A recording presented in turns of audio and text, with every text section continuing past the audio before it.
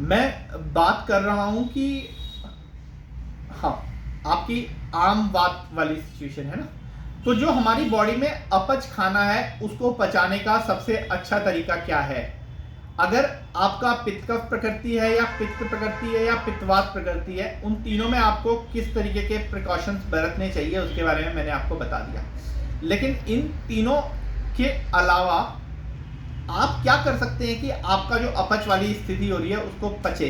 देखिए, सबसे पहले सुपाच्य भोजन एक बहुत इंपॉर्टेंट चीज है, जैसे कि मुरमुरे या चना परवल बोलते हैं हम लोग उसको, या जिससे हम लोग बॉम्बे में भेलपुरी, महाराष्ट्र में भेलपुरी वर्ड सारे लोगों ने सुना होगा।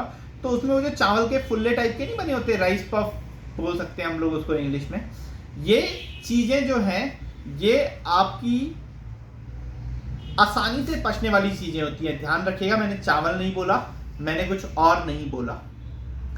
इसके अलावा बहुत मुश्किल से पचने वाली चीजों में मैदा आता है, गेहूं का आटा आता है। तो ये सारी की सारी जो चीजें हैं जो कि बड़ी मुश्किल से पचती हैं, वो हमें कम खानी चाहिए या नहीं खानी चाहिए। अगर आपके पेट में दिक्कत है तो आप मट्ठी मत खाइए। अगर आपके पेट में दिक्कत है तो आप मैदे वाला बिस्कुट मत खाइए। अगर आपके पेट में दिक्कत है तो आप ब्रेड से भी थोड़ा सा परहेज कीजिए। अगर आपके पेट में दिक्कत है तो आपको फ्राइड पकौड़े हो गए, इस टाइप की चीज़ें नहीं खानी चाहिए जिनके पचने में थोड़ा सा मुश्किल है। तो ये आपके आम को बचाने में हेल्प करेंगी, आम के बनने से बचने में।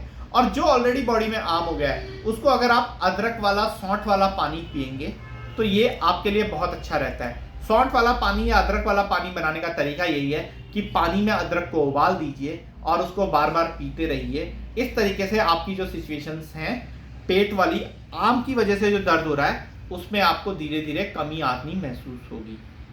दूसरा कारण मैंने आपको बताया था, जब आप बहुत बुरी तरह थक के आए हैं। जब आप बहुत बुरी तरह थक के आए हैं उस वक्त आपकी बॉडी को कुछ ऐसे न्यूट्रिशन की जरूरत है जिसकी वजह से आपका जो दर्द वाला पार्ट है वो थोड़ा सा कंट्रोल हो या आपकी बॉडी में फिर से ताकत आए। तो उस वक्त कोई भी जूस लेना आपके लिए अच्छा रहता है। परंतु मैं इसमें बता दूं कि संतरे का जूस आप नहीं लेंगे तो आपके लिए बेटर रहेगा। ऐसे वक्त में मूली जैसी ठंडी चीज़ों का आप सेवन नहीं करेंगे तो आपके लिए बेटर रहेगा। ऐसे वक्त में आप अदरक की चाय या तुलसी, वो अदरक हो गया, इसके अलावा अजवाइन हो गया, इस तरीके की चाय लेंगे तो आपके लिए ज़्यादा आरामदेह रहेगा। कई लोग प्याज की चाय पीते हैं और उसमें भी बहुत अच्छा महसूस करते हैं। देखिए, अब मैंने चाय बता दिया। आप बोलेंगे जी चाय बनाने का तरीका तो बताया नहीं आपने। चाय बनाने का तरीका यही है। चाय जो है वो बेसिकली फांट होता है। फांट का मतलब आपने किसी चीज को खौलते हुए पानी में डाला और उसको छान के अलग कर दिया। आपको अगर प्याज की चाय मैंने बनाने को बोला है तो आप प्याज के 4 टुकड़े कीजिए, उसको पानी में उबालिए, उस पानी को अलग कर लीजिए, प्याज के टुकड़ों को अलग कर लीजिए। प्याज के टुकड़े अभी भी सब्जी में प्रयोग करने लायक बचे होते हैं, इसलिए आप चाहें तो उन्हें सब्जी में प्रयोग कर सकते हैं और जो पानी है वो आप पी लीजिए। ये वाला तरीका बहुत लोगों के लिए बहुत चमत्कारिक असर देता है। इसके अलावा अजवाइन की बात मैंने आपको की। अजवाइन लेने का भी तरीका यही है, लेकिन अजवाइन को आप वैसे भी खा सकते हैं, पीछे से गर्म पानी पिएंगे तो आपके लिए हेल्पफुल रहेगा। अगर आप तेल में लहसुन को जलाकर उसकी मालिश करते हैं तो वो भी आपके लिए बहुत अच्छा रहेगा, बहुत आरामदेह रहेगा। इसके अलावा तीसरा वाला जो तरीका आता है यूरिक एसिड के केस में। यूरिक एसिड के केस में मैंने आपको बताया कि अगर आप चने की कोई आइटम नहीं खाएंगे, कोई प्रोटीन वाली आइटम नहीं खाएंगे तो आपका शरीर अच्छा रहेगा। लेकिन प्रोटीन आइटम्स को अगर हम लोग एकदम कम कर देते हैं तो उसकी वजह से भी कई बार थोड़ी सी प्रॉब्लम आ जाती है। मेरे एक मरीज थे जिनको मैंने प्रोटीन को बिल्कुल बंद करने को बोला और कुछ दिनों बाद में उनके जो शरीर था उसके अंदर सूजन आ गया। उसका कारण ये था, उनकी बॉडी में एल्ब्यूमिन का जो रेशियो था वो बहुत गिर गया।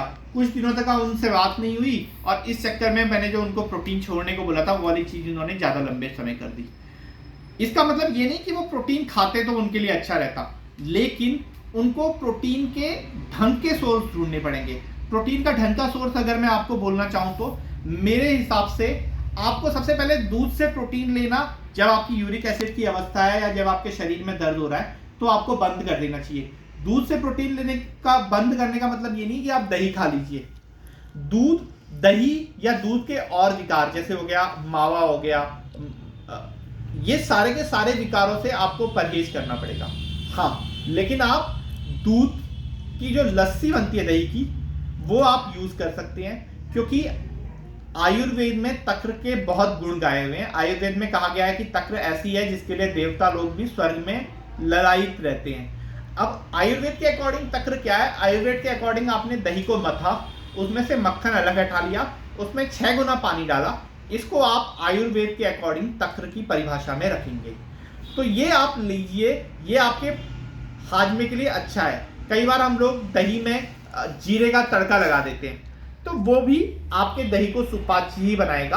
आप उस तरीके से भी ले सकते हैं। इसके अलावा सबसे इंपॉर्टेंट चीज ये है कि जिस आदमी को यूरिक एसिड हो गया या दर्द हो गया, वो आदमी अगर कुछ मोटे अन्न मतलब जो वो अन्न जिनको हम लोग पहले सोचते थे कि गरीबों का खाना है, ज्वार हो गया, बाजरा हो गया, वैसे तो आज की डेट में इनका ये रेट है कि एक आम इंसान भी उसको खाते हुए सोचेगा, लेकिन अगर इसको हम लोग अपनी डाइट में हफ्ते में 2 दिन भी ऐड करेंगे तो ये हमें प्रोटीन भी देंगे और बहुत सुपाच्य प्रोटीन देंगे।